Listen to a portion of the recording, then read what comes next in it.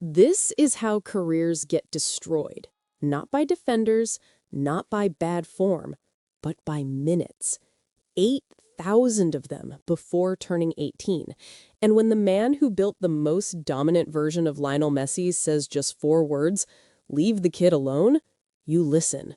Because this isn't about talent, it's about weight. And what's happening to Lamine Yamal right now could define the next decade of football. But the real danger? It didn't start this season. It started the moment we called him the new Messi. The night everything changed. Summer, Euro semifinal, 16 years old, France, 25 yards out. He bends it into the top corner. The world explodes. When he returns to FC Barcelona, he doesn't slow down. 18 goals, 21 assists. He dismantles Inter's backline in the Champions League, curls one in for UEFA Goal of the Season, clinches a league title at 17 by tucking it under the bar without hesitation. And just like that, he's no longer a teenager. He's a responsibility. And that's where the danger begins. Guardiola saw it first. When Pep Guardiola said, "Leave the kid alone," he wasn't questioning Yamal's ability. He was warning about something far more dangerous. Expectation creates dependency. Dependency destroys preservation. Messi didn't score 90 goals in a year by sprinting 40 meters backwards every 3 minutes. He had Xavi. He had Iniesta. He had control. He could walk, wait, explode. One sprint, one goal. Genius wasn't spent. It was protected. But here's where it gets uncomfortable. Yamal doesn't have that luxury. Under Hansi Flick, Barcelona play a brutal high line, relentless transitions, wingers tracking back 60 meters, fullbacks flying forward. When they lose the ball, Yamal doesn't rest. He chases. Every 3 days, 90 minutes. Again, again, again. And when Barcelona struggle, they look to him, not the veterans, not the system, him. But the numbers tell a darker story. By 18, Yamal had played over 8,000 senior minutes. At that age, Messi, Xavi, and Iniesta combined hadn't touched that number. Even Pedri hit 5,000, and his hamstrings haven't forgiven him since. 5 separate muscle injuries. And Yamal is already far beyond that threshold. That's not development, that's exposure. The warning Barcelona ignored. We've seen this movie before. August 2019, a 16-year-old named Ansu Fati announces himself against Real Betis. At 17, he becomes the youngest Champions League scorer ever. Then, Messi leaves. The number 10 shirt lands on Fati's shoulders. At 18, his meniscus ruptures. Multiple surgeries, rushed rehabilitation, double training sessions during recovery. His market value falls from 80 million to 10 million.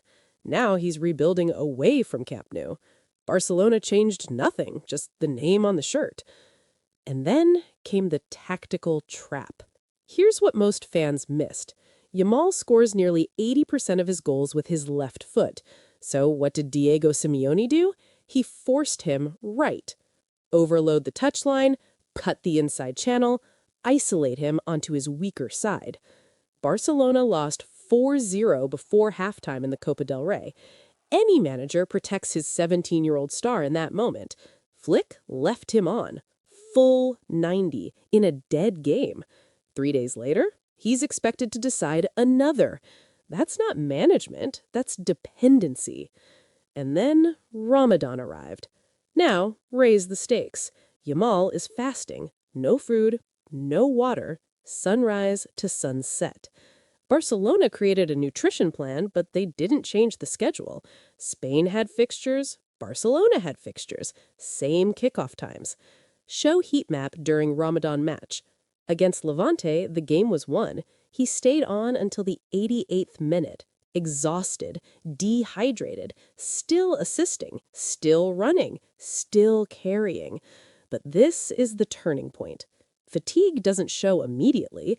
It shows later in the missed penalty, in the shot that normally curls inside the post, in the sprint that's half a second slower. And half a second at elite level is everything.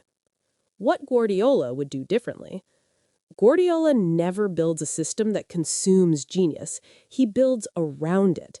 He invented a false nine to free Messi. He protected Phil Foden for years before unleashing him. At his peak Barcelona, Xavi and Iniesta controlled tempo. Messi waited for blood. Barcelona today? There is no tempo control. Remove Yamal and the entire attacking structure collapses. Rafinha thrives because 3 defenders jump toward Yamal. Take him away, that space disappears. This isn't support, it's structural addiction. The real question. Here's the uncomfortable truth. Yamal isn't breaking down because he's fragile. He's breaking down because he's essential. And essential players don't get rested. They get drained. So when Guardiola says leave the kid alone, he's not protecting Barcelona. He's protecting the future of football. Because if this continues, we're not watching the rise of the next Messi.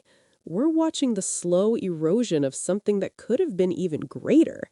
And the question nobody at Barcelona wants to answer is this: will they protect him or will they need to replace him? Because history has already shown us what happens when they choose wrong.